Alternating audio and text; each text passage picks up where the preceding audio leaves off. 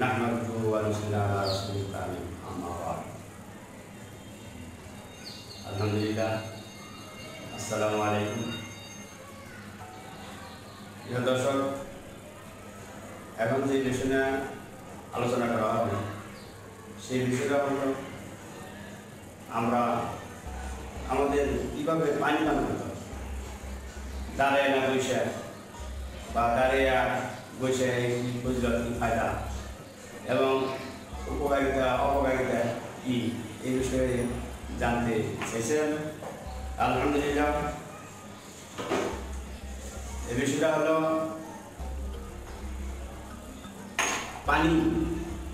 পানি এমন একটা জিনিস আমাদের দৈনন্দিন প্রত্যেকটা দিন, প্রতিটা সেকেন্ডে, প্রতিটা মিনিটে, প্রতিটা ঘন্টায় ঘন্টায় আমাদের একজনের একজন পানি বেশি পান করে, কম পান করে। তো পানিটা দাঁড়িয়ে পান করা যাবে কিনা এই বিষয়ে এই সম্পর্কে প্রশ্ন করা হয়েছে। হ্যাঁ, পানি দাঁড়িয়ে পান করতে হবে জমজমের পানি এবং অজুর পানি। আর কেউ যদি দাঁড়িয়ে ধরে আপনি পানি দিল, এই পানিটাও পান করতে পারে দাঁড়িয়ে। আর সেগুলো আপনি অযথা অকারণে দাঁড়িয়ে পানি পান করলে দাঁড়িয়ে পানি পান করা ঠিক হবে। তবে যেমন হাদিস দৃষ্টিতে জানেন রাসূলুল্লাহ সাল্লাল্লাহু আলাইহি ওয়াসাল্লাম একদিন এক সাহাবাকে দেখলেন, একজন সাহাবী দাঁড়িয়ে পানি পান করলেন। দাঁড়িয়ে পানি পান করলেন, তখন রাসূল বললেন, তুমি দাঁড়িয়ে পানি পান করছো, যেহেতু তুমি দাঁড়িয়ে পানি পান করলে এই পানিটা তোমার ফুলকপির ভিতরে আঙুল দিয়ে তুমি বাইরে ফেলে দাও। ফেলে দেওয়ার পরে তারপর আবার তোমরা পানি পান। তো পানি সবচেয়ে বড় প্রয়োজন জিনিস।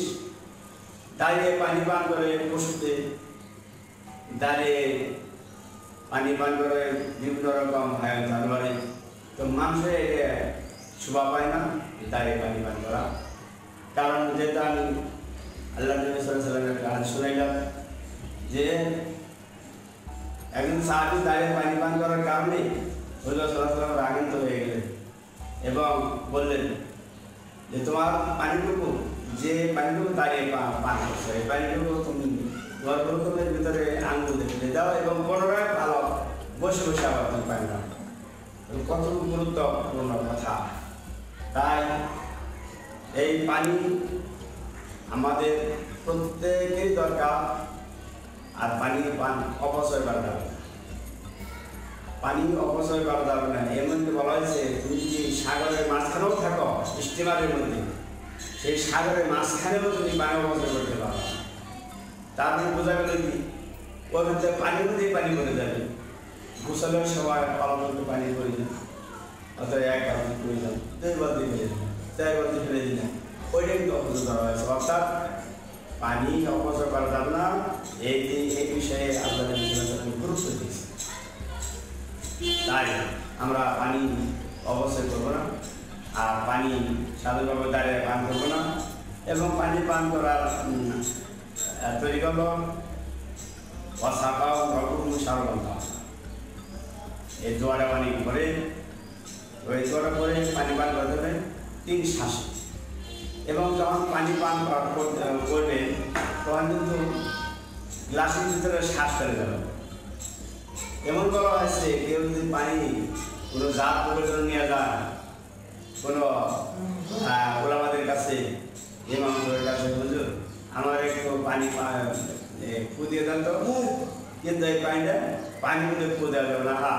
যেহেতু এই অপসর হয়ে গেছে, এই অভ্যাস হয়ে গেছে, প্রায় অভ্যাস হয়ে গেছে, আর পানিতে খুব না দেবো কেমন দেখা যায়।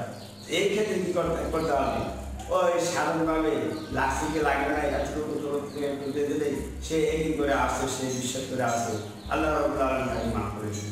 তো পানি পান করার সময় তো নাকের শ্বাস, মুখের শ্বাস ভিতরে ফেলা যায় না। কাজে এটা আমাদের স্বাস্থ্যসম্মত নয়, আমাদের স্বাস্থ্যের জন্য। সেজন্য আমরা অবশ্যই পরিহার করবো।